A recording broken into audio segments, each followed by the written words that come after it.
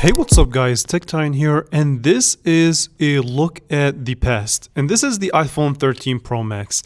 Now, basically what inspired me to make this video is me thinking about the pricing of the iPhone lineup. For example, if you do want to get into the iPhone world on a brand new phone, then the cheapest model you'd be looking at right now would be something like the iPhone 16e, which lacks a lot of things that makes an iPhone in my opinion, and I have made a couple of videos about that phone. You'll see them in the description below. But basically, the iPhone 13 Pro Max that came out in 2021 to me right now is an incredible value, and you get a lot of it. Now, this phone you can buy it between 380 to 450 bucks depending on the type of refurbished condition that you want it in. Obviously, the cleanest would be around 450. And you do have also to consider storage options that can reach up to 1 terabyte, which are kind of hard to find and a little bit more expensive, but you have those options if you really wanted to. Now, the iPhone 13 Pro Max still carries over a lot of great characteristics that iPhones have, even to this day.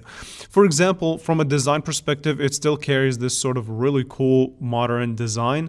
Well, relatively modern, I guess you can say, that has the stainless steel all the way around, that has this kind of shiny look to it on the sides, power volume, volume up and down, all clicky and tactile. And this was one of the last iPhones in the United States with a physical SIM card. So I guess that's a thumbs up if you're not really into USB or if you're not into eSIM.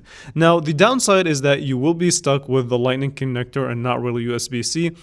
However, those are readily available still everywhere.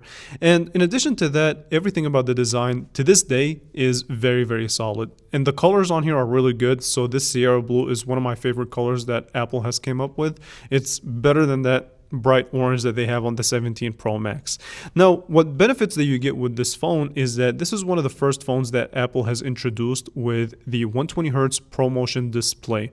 So it gives you that 120 Hz fluid refresh rate. In addition to that, you get a really solid 6.7-inch OLED display that to this day still competes with other devices. Now, on top of that, everything about the performance is also smooth, and this phone is supported for iOS 26 and beyond. So you'll still get support in 2027 and I believe in 2028, but don't quote me on that. So support on this phone has been fantastic, and it still works very fluid, very fast, thanks to the A15 Bionic chip that's found within the device. Battery life on this phone, depending on the kind of condition that you get it in, is also fantastic. And this actually was one of the phones that exceeded my expectation when it comes to battery life. So all in all, this device is still to this day competes with a lot of phones if you're looking at it from a similar price point. So if you compare it to an Android phone for around 380 to 450, this wins in a lot of situations.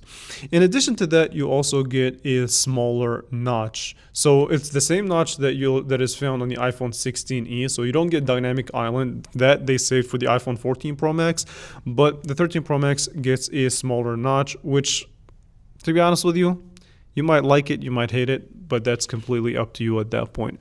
Now, the other thing that I really liked about this phone is the ability to just keep up with the modern 17 Pro Max. It's not perfect by any means in this day and age, but it's still really good. Now, the cameras on here are a little bit on the downgraded side, but still takes fantastic pictures. So the newer iPhones have a 48 megapixel sensor all the way around. However, the 13 Pro Max has a triple 12 megapixel sensor, wide, ultra wide, and a telephoto with up to 3 times optical zoom. Now, what that translates to is lower resolution, but still fantastic pictures overall. Yet they may not be able to zoom to even further. However, the sharpness, the detail, the color accuracy on here is still overall pretty good.